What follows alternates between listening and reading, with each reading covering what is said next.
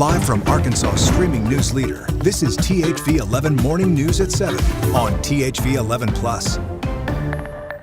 Good morning, and here we are. I'm Karen Fuller. Hayden Balgavy is off today. We have meteorologist Tracy Bean and Ashley King is with us for traffic, and we're glad to hang out with you for the next couple of hours. Hope you'll stick around. Yeah. How is it, ladies? Yes, how's your morning? I think weather and traffic's behaving itself this morning. It is good so news. far. So good. Yeah, no surprises with traffic, and then weather, I guess, is Tracy's a little humid. It's a little humid today. Dew point a little high. Yeah, but we've got some much better weather, and I just have made a post on Facebook about we get half-day sweater weather. Half-day sweater weather. Yeah, just for a few days. Gotcha. So we'll that's take exciting.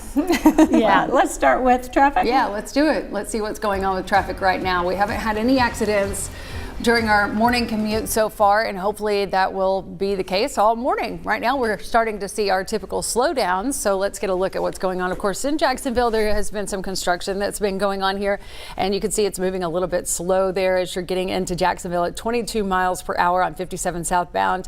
And then at the North Terminal interchange, we're seeing some slowdowns here. Once you get on to 30 southbound, moving at just 18 miles per hour. 57 looks slow too around McCain. It's also slow here at 30 eastbound, 45 miles per hour at the outlet malls. And we'll also see it slow down as you're getting close to the Bryant exit at 53 miles per hour. Not moving too bad. I think I just picked a spot where it's actually increasing in speed a little bit. This is what it looks like as you're getting into Jacksonville on 57 southbound.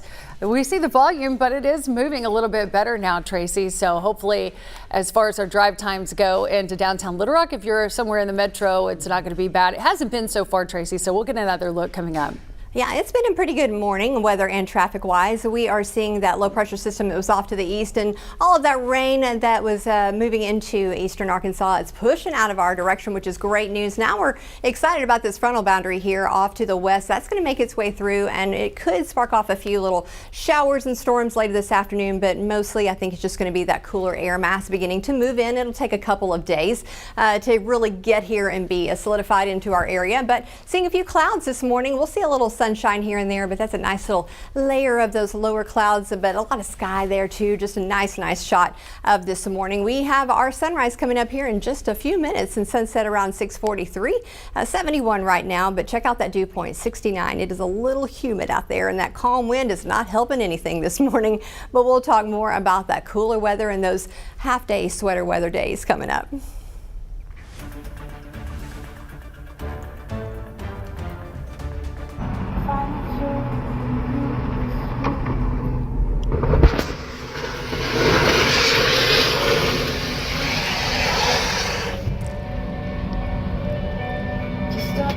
You have just seen the horrifying seconds before and after a helicopter crashes on a California highway. Right now, federal authorities are investigating the crash of the medical helicopter in Sacramento that left 3 crew members in critical condition Monday night. The pilot, a nurse, and a paramedic all on board when the chopper went down just after 7 o'clock. One person had to be rescued after briefly being trapped under the wreckage. Reach is the company that operates the flight. It says no patients were on board, and they are reviewing what happened. The debris flying caused the highway to be shut down and halted traffic. No other injuries have been reported. Emergency responders got there quickly and say their fast actions helped prevent further injuries. The cause of the crash, though, is still unknown. Federal investigators are expected to lead the inquiry into this accident. This comes as the Senate reconvenes this morning after failing again yesterday to pass a funding bill to reopen the federal government. President Trump says he's interested in reaching a deal on Democrats' key issue, health care, but Democratic leaders say the White House so far has remained on what they call radio silence. At the same time, airports across the country are experiencing flight delays as the Transportation Secretary reports a rise in air traffic controllers calling in sick. CBS News correspondent Jared Hill reports. The tower is closed due to staffing. For several hours Monday, there were no air traffic controllers at Hollywood Burbank Airport. It doesn't make me happy. It is kind of scary. Pilots redirected to other centers. California Governor Gavin Newsom blamed the federal government shutdown. Transportation Secretary Sean Duffy. Is our airspace unsafe? No. trying to reassure travelers as staffing issues, including sick calls, hit several major airports and air traffic control centers. The federal employees have been working without pay since the shutdown started 7 days ago. Now what they think about as they're controlling our airspace is, how am I going to pay my mortgage? How do I make my car payment? The motion is not agreed to. The Senate stalemate continued Monday. For a fifth time, the chamber failed to pass a clean GOP funding bill or a Democratic proposal that includes protections for Affordable Care Act subsidies and Medicaid. President Trump says he's open to making a deal. We are speaking with the Democrats, and some very good things could happen with respect to health care. But Democratic leaders say that's not the case. Neither Leader Schumer or myself have heard a word from the administration about resolving this issue. Later, the president clarified that he's happy to work with the Democrats after the government reopens. Jared Hill, CBS News. Here at home, a Phillips County jury sentences the man on your screen, 21-year-old Dontarius Stevens, to life in prison for killing 18-year-old Lorenzo Harrison III at a post-prom party in Helena, West Helena.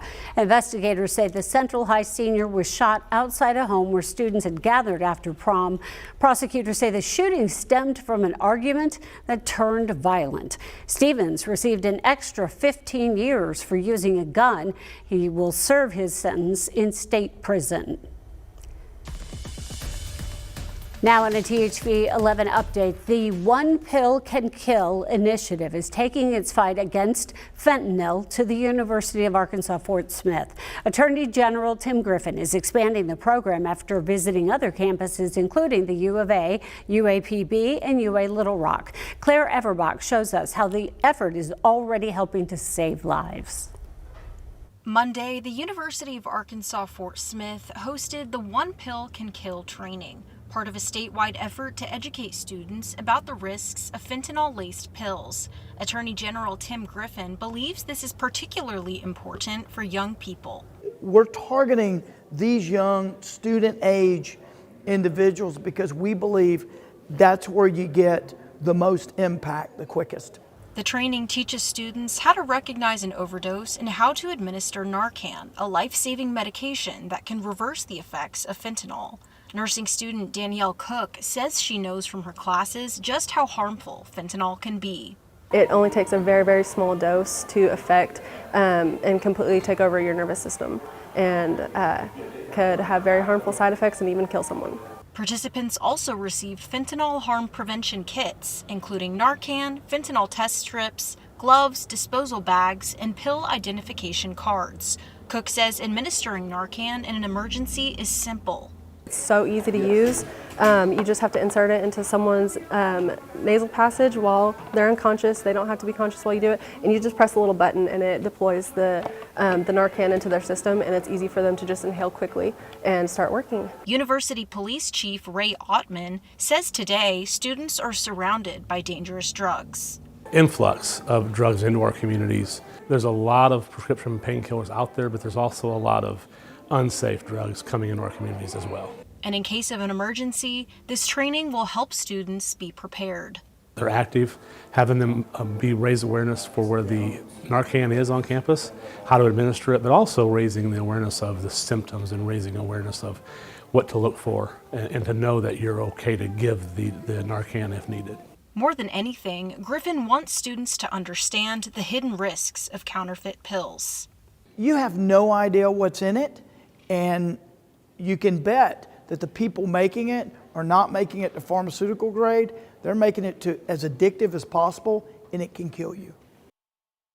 That's Claire Everbach reporting. Meantime, the CDC reports Arkansas is the only state in the nation seeing a dramatic spike in suicide rates from 2022 to 23. Data from the State Health Department shows 626 lives lost to suicide in 2023, about 80 more than the year before. Deputy Chief Medical Officer Dr. Bala Simon with ADH says the climb stems from multiple factors, including limited access to mental health services, high rates of substance use, and the continuing effects of the COVID-19 pandemic. He also notes that 1 in 5 adults in Arkansas is living with a mental health illness, and nearly half are not getting the treatment they need.